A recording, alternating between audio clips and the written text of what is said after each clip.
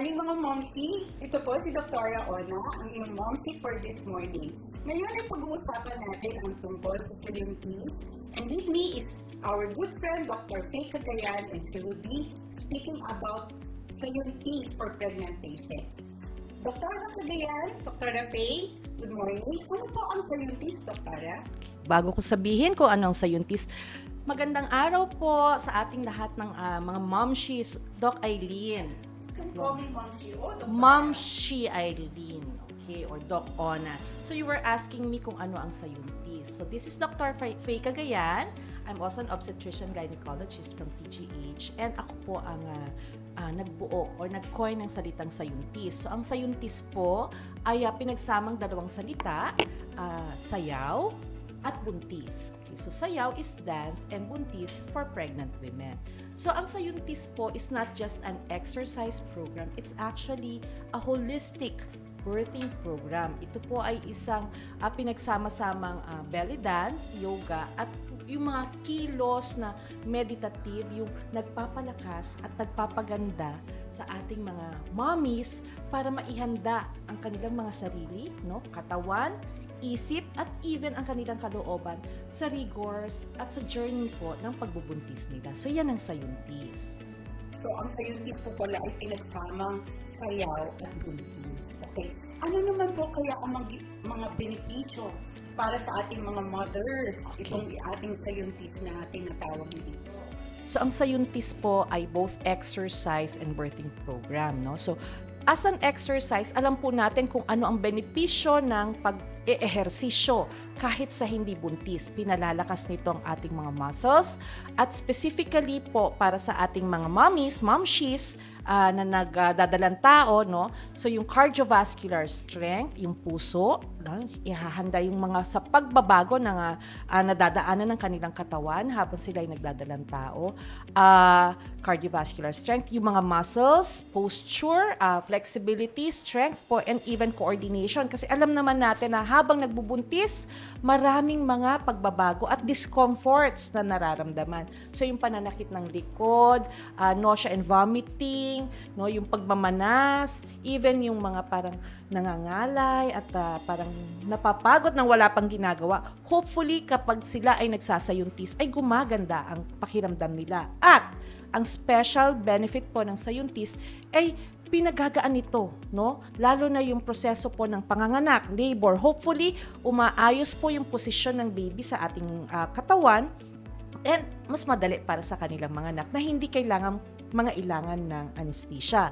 Ang isa pang major benefit po ng Sayuntis bilang isang ehersisyo, tayo po ay nagse-celebrate ngayon ng pre-eclampsia, World Pre-Eclampsia Day, and even for complications such as diabetes, no? So dahil nag-exercise tayo, we keep the target weight, no, na gusto natin bilang mga buntis. Hindi po yung timbang natin nung hindi pa tayo nagbubuntis. Siyempre sa bawat mommy naman, meron po tayong desired weight na individualized.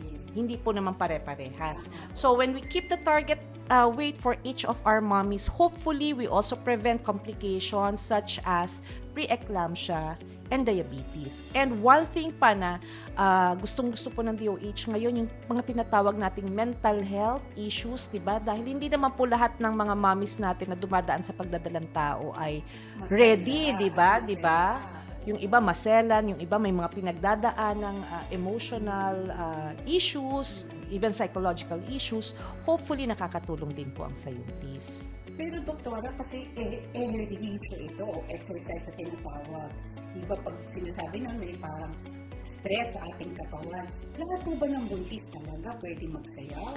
Ayan. In general, kung OB normal po at walang complications, dapat kayang-kaya magsayuntis. Kaya lang, meron tayong mga ibang mga mommies na merong mga problema. So, ang maganda ay magpatingin muna. Kasi napakahalaga para sa ating mga momshies na magpa-prenatal. Sa unang pagkakaalam natin na tayo ay may missed menses o tayo ay buntis, ang mainam po talaga ay magpatingin at magpa-prenatal at ipaalam na rin po natin sa healthcare provider mother natin na plano rin po nating mag-exercise. Of course, exercise shouldn't just be done kapag buntis na. Ang ine-expect po natin kahit na hindi ka pa buntis, ginagawa na po natin yan dahil alam naman natin ang benefits niyan. For those who cannot do sayuntis, sino-sino po ba sila? Basically, konti lang po yan. If you have been diagnosed with preterm labor, syempre ayaw natin na malalo pang ma-stress, 'di ba? Kung meron kang pagdudugo, like for example, abortion or di kaya nauuna ang inunan, 'yan. Sabi ko nga kanina, diabetes at high blood na controlled, pwedeng magsayuntis. In fact, ito po ang pag-eehersisyo ay isang paraan, no, para matulungan din po ang ating mga high-risk mommies as long as controlled po yung kanilang mga comorbids nating tinatawag. At saka yun, syempre, pag may early rupture of membranes, no, ganun din po. In short, kailangan lang po nating magpaalam at tanungin ang ating mga nurses, midwives, mga OB, mga doktor kung pwede po tayo magsayuntis. Ayan mga momshi, narinig niyo.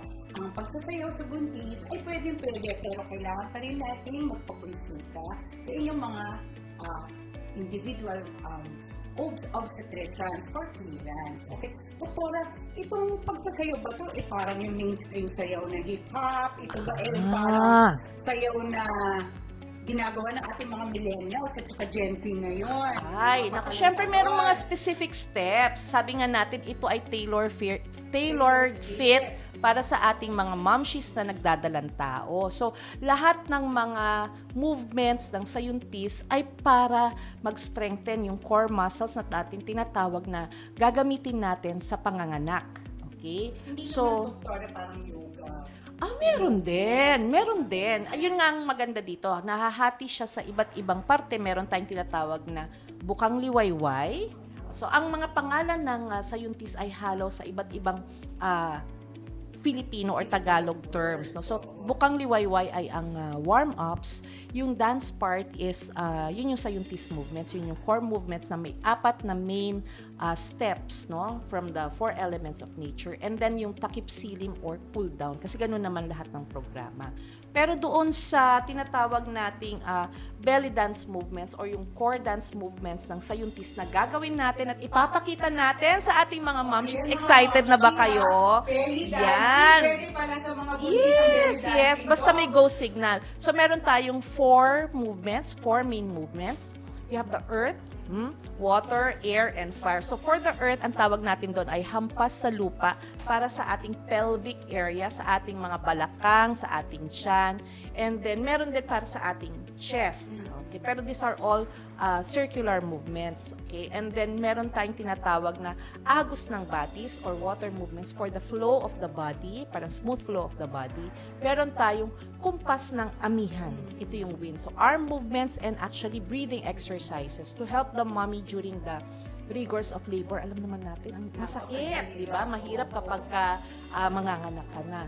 And then yung syempre, yung favorite ko po, no, yung alab ng apoy. Kasi kailangan belly dance. Oo, shimmies. Yan. Baka naman talaga maalab ang Maalab na maalab. So actually, kapag manganganak, yun yung mga, pag nagle-labor na si mommy, yun ang best na gawin natin. But you can actually mix and match all of these movements to help you. Ang maganda sa sayuntis, pwedeng mabagal, pwedeng mabilis. Depende sa mood mo.